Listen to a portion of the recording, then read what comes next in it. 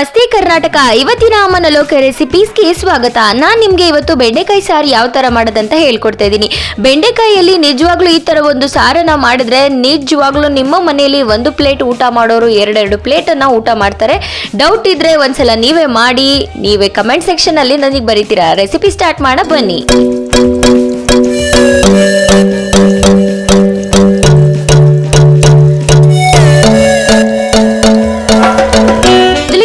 ನಾನಿಲ್ಲಿ ಬೆಂಡೆಕಾಯಿನ ಚೆನ್ನಾಗಿ ತೊಳೆದು ಅದನ್ನ ಒಂದು ಮಲ್ ಬಟ್ಟೆಯಲ್ಲಿ ಒರೆಸಿ ಈ ತರ ಕಟ್ ಮಾಡಿ ಇಡ್ತಾ ಇದ್ದೀನಿ. ಬೆಂಡೆಕಾಯಿನ ಕಟ್ ಮಾಡಾದ್ಮೇಲೆ ತೊಳೆದ್ರೆ ಅದು ಚೆನ್ನಾಗಾಗಲ್ಲ. ಸೊ ಕಟ್ ಮಾಡೋಕ್ಕಿಂತ ಮುಂಚೆನೆ ತೊಳೆದ್ಬಿಟ್ಟು ಆ ಥರ ಕಟ್ ಮಾಡಿ ಇಟ್ಕೊಳ್ಳಿ ಸಣ್ಣ ಸಣ್ಣದಾಗಿ. ಅದಾದ್ಮೇಲೆ ಈರುಳ್ಳಿ, ಕಾಯಿ, ಹಾಗೆ ಚಕ್ಕೆ, ಲವಂಗ, ಹುಣಸೆ ಹಣ್ಣು, ಹಾಗೆ ಟೊಮೊಟೊ, ಆಮೇಲೆ ಖಾರದ ಪುಡಿ, ಧನಿಯಾ ಪುಡಿ, ಖಾರದ ಪುಡಿ ಎರಡು ಮಿಕ್ಸ್ ಆಗಿದೆ. ಹಾಗೆ ಬಿಡಿಸಿರುವಂತಹ ಬೆಳ್ಳಿಗೆ ಬಿಡಿಸಿದ್ದೀನಿ. ಇಷ್ಟನ್ನು ಕೂಡ ನಾವು ರುಬ್ಕೋಬೇಕಾಗುತ್ತೆ. ಇದಕ್ಕೆ ಸ್ವಲ್ಪ ಕೊತ್ತಂಬರಿ ಸೊಪ್ಪನ್ನು ಹಾಕ್ತೀನಿ. ಫ್ರೆಂಡ್ಸ್, ನಿಮ್ಮೆಲ್ಲರಿಗೂ ಕ್ವಾಂಟಿಟಿ ಗೊತ್ತಾಗ್ಲಿಲ್ಲ ಅಂದ್ರೆ ನನ್ನ ಡಿಸ್ಕ್ರಿಪ್ಷನ್ ಬಾಕ್ಸ್ ನ ಚೆಕ್ ಮಾಡಿ.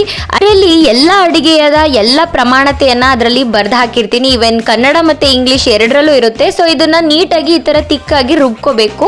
ಸೊ ಈ ಮಸಾಲ ರೆಡಿ ಆಗಿದೆ. ಒಂದ್ ಕಡೆಗೆ ಎತ್ತಿ ಇಟ್ಕೊಬಿಟ್ಟು ಲೆಸನ್ ನಂಬರ್ 1 ಗ್ಯಾಸ್ ಸ್ಟವ್ ನ ಆನ್ ಮಾಡ್ಕೊಂಡು ಒಂದು ಬಾಣ್ಲೆಯನ್ನ ಇಟ್ಕೋತಾ ಇದ್ದೀನಿ. ಫ್ರೆಂಡ್ಸ್, ನೀವು ಇದನ್ನ ಬಾಣ್ಲೆ ಅಥವಾ ಎನಿ ಟೈಪ್ ಆಫ್ ಪಾತ್ರೆಯಲ್ಲೂ ಕೂಡ ನೀವು ಮಾಡ್ಬೋದು.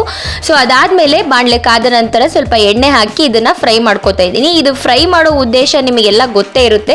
ಬೆಂಡೆಕಾಯಿ ಅನ್ನೋದು ಲೋಳೆ ಅಂಶನ ಹೊಂದಿರುವಂತಹ ಒಂದು ತರಕಾರಿ ಆಗಿದೆ. ಸೊ ಆ ಲೋಳೆ ಅಂಶ ಹೋಗ್ಬೇಕು ಅಂದ್ರೆ ಈ ತರ ನೀವು ಡ್ರೈ ಫ್ರೈ ಮಾಡ್ಕೋಬೇಕು. ಅಂದ್ರೆ ಸ್ವಲ್ಪ ಎಣ್ಣೆ ಹಾಕೊಂಡು ಈ ತರ ಫ್ರೈ ಮಾಡ್ಕೋಬೇಕು.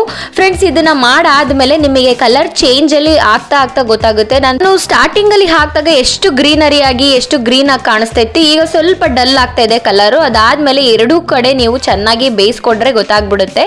ಸೊ ಕಲರ್ ಚೇಂಜ್ ಆಗಿದೆ, ಹಾಗೆ ಅಂಶ ಎಲ್ಲ ಹೋಗಿದೆ. ಅದಾದ್ಮೇಲೆ ಅದನ್ನ ಎತ್ತಿಡ್ಕೊಂಡು ಮತ್ತೆ ಇನ್ನೊಂದು ಪಾತ್ರೆ ಇಟ್ಕೊಂಡು ಅದಕ್ಕೆ ಒಂದು 4 ಟೇಬಲ್ ಸ್ಪೂನ್ ಅಷ್ಟು ಅಡಿಗೆ ಎಣ್ಣೆ ಹಾಕ್ತಾ ಇದ್ದೀನಿ. ಒಂದು 1/4 ಟೀ ಸ್ಪೂನ್ ಅಷ್ಟು ಸಾಸಿವೆಯನ್ನು ಹಾಕ್ತಾ ಇದ್ದೀನಿ.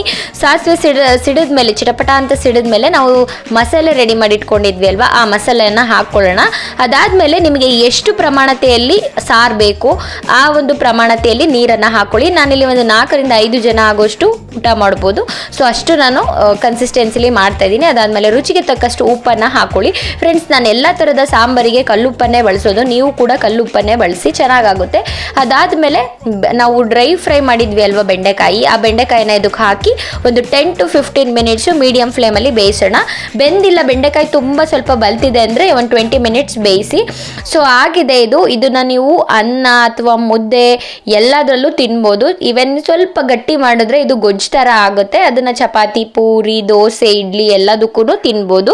ಫ್ರೆಂಡ್ಸ್, ಇದಾಗಿದೆ. ಇದನ್ನ ಬಿಸಿ ಅನ್ನದ ಜೊತೆಗೆ ಬಿಸಿಯಾಗಿ ಸರ್ವ್ ಮಾಡಿ, ತುಂಬಾನೇ ಚೆನ್ನಾಗಿರುತ್ತೆ. ಮಕ್ಳಿಗಂತೂ ಕೊಡಿ. ಅಫ್ಕೋರ್ಸ್ ಈ ಒಂದು ರೆಸಿಪಿ ಇಷ್ಟ ಆದ್ರೆ ಲೈಕ್ ಮಾಡಿ, ಶೇರ್ ಮಾಡಿ, ಕಮೆಂಟ್ ಮಾಡಿ. ನಿಮ್ಮ ಫ್ರೆಂಡ್ ಸರ್ಕಲ್ ಎಲ್ಲರಿಗೂ ಹಾಗೆ ಫ್ಯಾಮಿಲಿ ಮೆಂಬರ್ಸ್ ಎಲ್ಲರಿಗೂ ಕಳಿಸಿ. ನಮ್ಮ ಅಮ್ಮನ ಲೋಕ ರೆಸಿಪೀಸ್ ಚಾನಲ್ನ ಸಬ್ಸ್ಕ್ರೈಬ್ ಮಾಡಿ.